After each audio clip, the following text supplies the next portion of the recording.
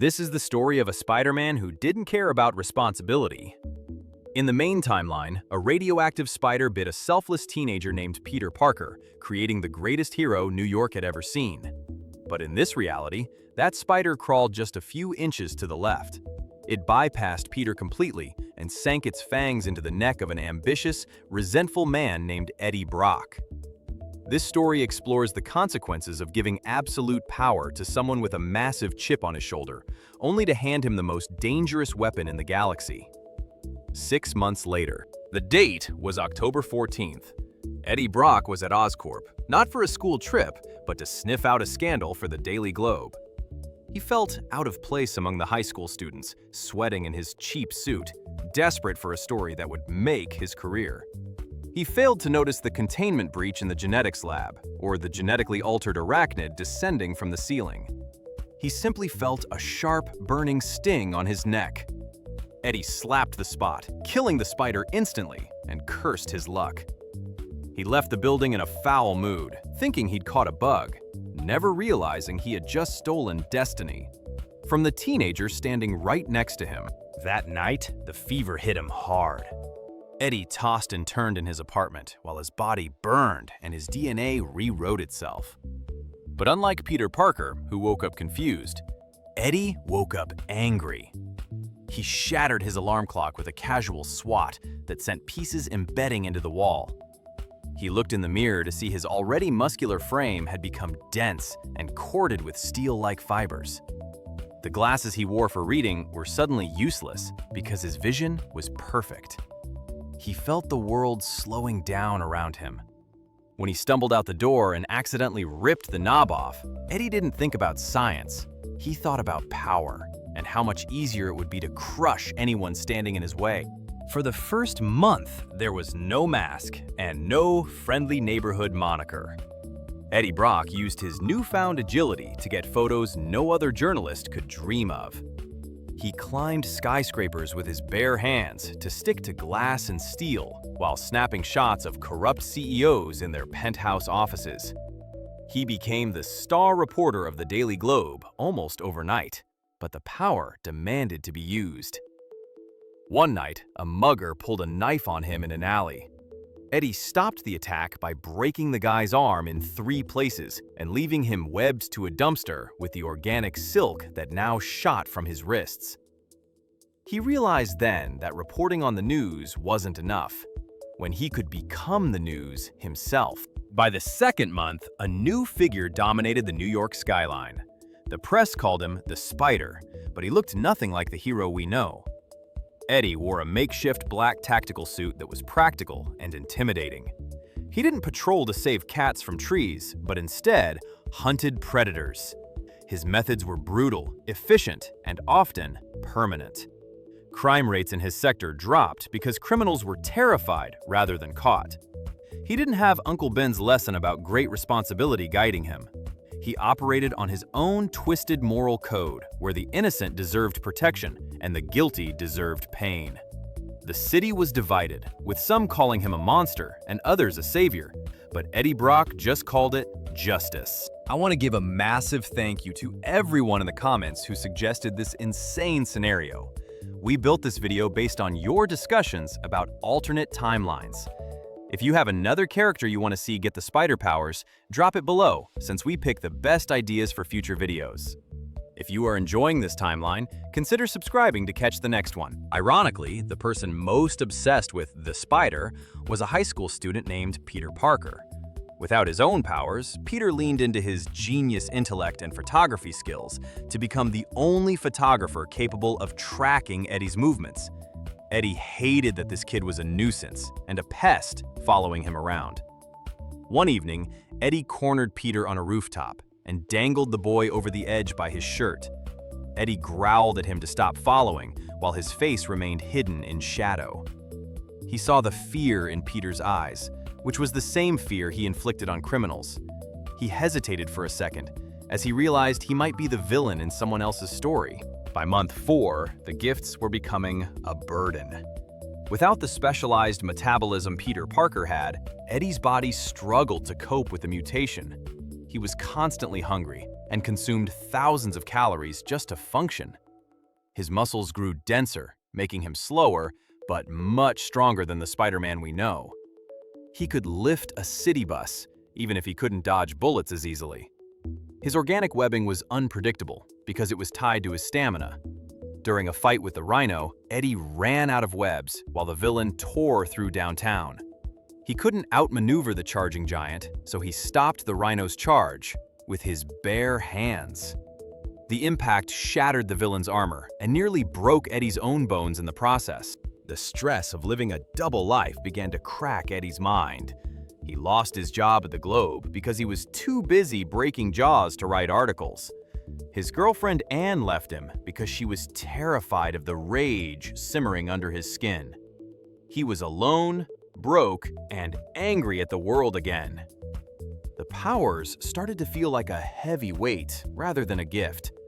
He started taking riskier fights to find an outlet and stopped holding back. When he stopped a bank robbery in mid-November, he didn't leave the robbers for the police, but instead put them in the intensive care unit. The city turned on him, and the police issued a warrant for his arrest. The Spider was no longer a vigilante, but a public enemy. The night that altered the course of history arrived exactly 6 months after the Spider bite. A space shuttle, commanded by John Jameson, crash-landed just outside the city with samples from a passing comet. Eddie sensed a scoop that could save his career, so he suited up and headed to the crash site. He wasn't the only one there, but he was the only one capable of slipping past the military blockade. He found the wreckage burning and saw a containment canister cracked open amidst the flames. A black, oily substance oozed out and moved with intent. It didn't recoil from the fire, but seemed to be searching. When it sensed the radioactive blood pumping through Eddie Brock's veins, it found exactly what it needed. Usually, the symbiote bonds with Spider-Man first to copy his powers, before moving to Eddie. In this case, the host already possessed the abilities. The alien slime latched onto Eddie's boot and surged up his leg. Eddie tried to rip it off, but his spider sense didn't register it as a threat, but rather as part of him. The symbiote enveloped him by sinking into his pores and fusing with his nervous system.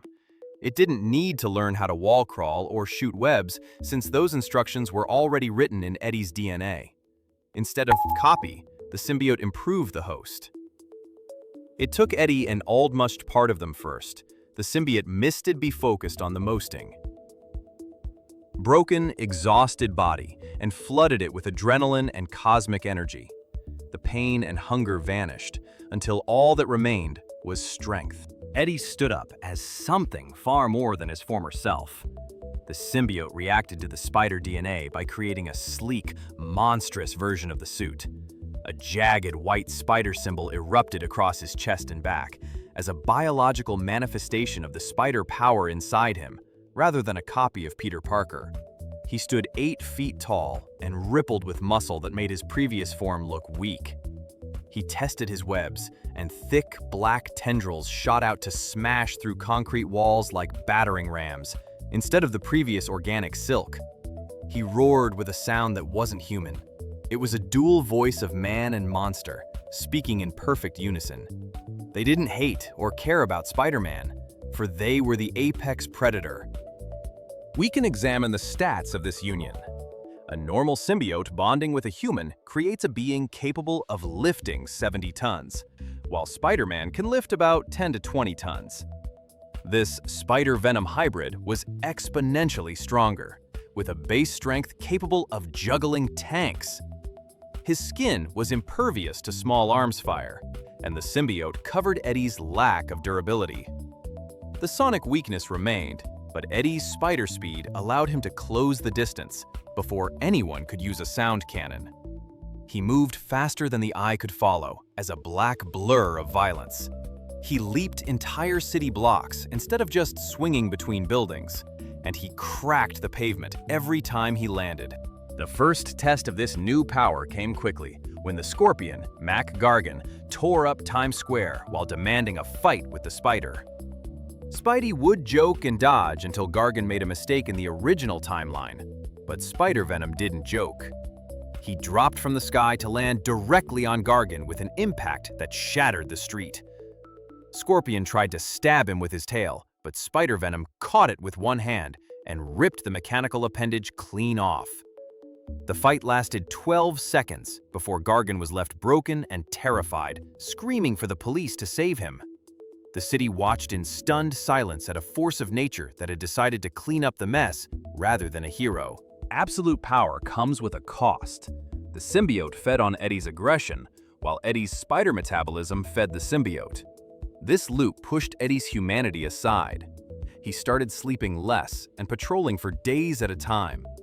The lethal protector stopped protecting and started ruling by declaring parts of the city as his territory. Police dared not enter and gangs evaporated.